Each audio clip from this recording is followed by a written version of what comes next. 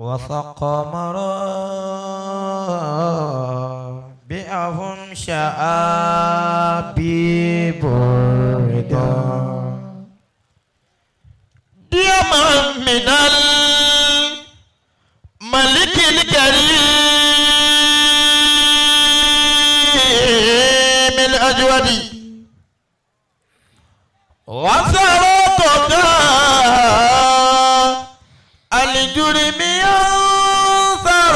ثرواتهم عفو لعفو ولمفضل متجمد أويا عفو لعفو ولمفضل متجمد Olúwa jọ̀wọ́ bá wa kí àwọn àfàwà Ọlọ́run jọ̀wọ́ bá wa kí àwọn àfàwà kó fẹ́rẹ̀jì wa gbà wọ́n lọ́jọ́ ìdájọ́ Ọya Ọlọ́run jọ̀wọ́ bá wa kí àwọn àfàwà ẹjẹ́ fún ẹjẹ́ tó wí Ọlọ́run jọ̀wọ́ bá wa kí àwọn àfàwà kó fẹ́rẹ̀jì wa gbà wọ́n lọ́jọ́ ìdájọ́. الشيخ عليمي اداكم اداكم الشيخ الشيخ تقول عليا بابا واني بدا قالي عليا بابا واني كربا بابا تولي Bàbá wa ní sùúrù bàbá mi máa sà. Àlùfáà wa Adam ní lórí. Àlìmọ́rí kàbí Adam ní lórí. Àfáàtúmọ̀ kéwù wà ní lórí. Oya Adam bàbá lágége. Àṣeyìkù Adam. Bàbá lágége tí wá ní Adam. Bàbá lágége Àṣeyìkò Adam. Bàbá lágége. Oya Adam. Alimarikadi Adam. Wali Habibu. Wamali Habibu. Siwa lágége ó ti yá Adam. Bàbá lágége Àṣeyìkò Adam. Bàbá lágége. Nínú ọtún ni Ṣéìkù Násàlátì ẹ̀ẹ́dẹ́gbẹ̀já Ṣéìkù. Afọwọ́ ìdá yawmula yawmayni. Àlùfáà ìdá yawmula yawmayni. Lára àwọn tún ní Ṣéìkùnà Kàmálì Àlíyàdàbí Olúwa bá wà kẹwọn.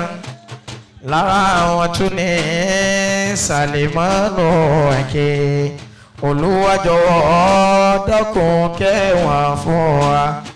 Ṣíjú àánú wa gbà wọ́n lọ́jọ́ ìdájọ́ Ọya sọ̀lú alayhi wa sallimu taslima Ànábì sallallahu alayhi wa sallam. ẹ̀dẹ́gbẹ̀já torí kòsò orí. Ọya sọ̀lú alayhi wa sallimu taslima Ànábì sallallahu alayhi wa sallimu taslima. Lámú yàtọ̀lù kílíkàlákù kálíkọ̀ mẹ́sẹ̀láwọ̀. Ó ní lákàlíkọ̀ lákòlíkọ̀ láṣàkíláwọ̀. Ó ní láàsìláwò láàdìláwò láfọ̀dìláwò lákòbùláwò lábàdáwò tàbímà. Ó ní àlàáhùnbíyàwó jẹ̀mí òwò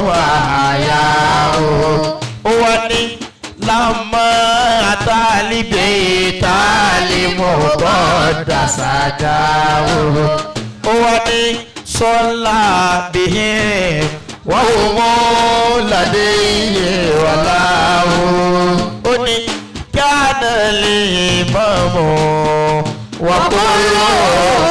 Oya sọ́lé àlàmú ọ̀wọ́. Sọ́lé àlámú àmà.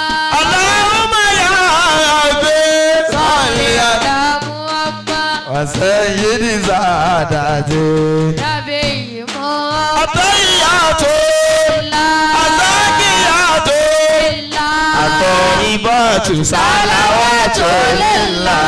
Àtọ́yìnbọ̀tù sálàwàtò. Rasulallahi. Ànábì Safiyallahi. Ànábì Sayyidil wujudi. Ànábì Ya Rasulallahi. Ànábì Kasifal gummati. Ànábì Rasulallahi. Ànábì Ẹ̀yin ògbó ní sẹ́lá. Ànábì Ẹ̀kọ́ sára sànàbì. Ànábì Kò sí oníṣẹ́ ńlá. Ànábì Rasulullah. Ànábì Oya Allahumma salli ala Muhammad. Allahumma salli ala Muhammad.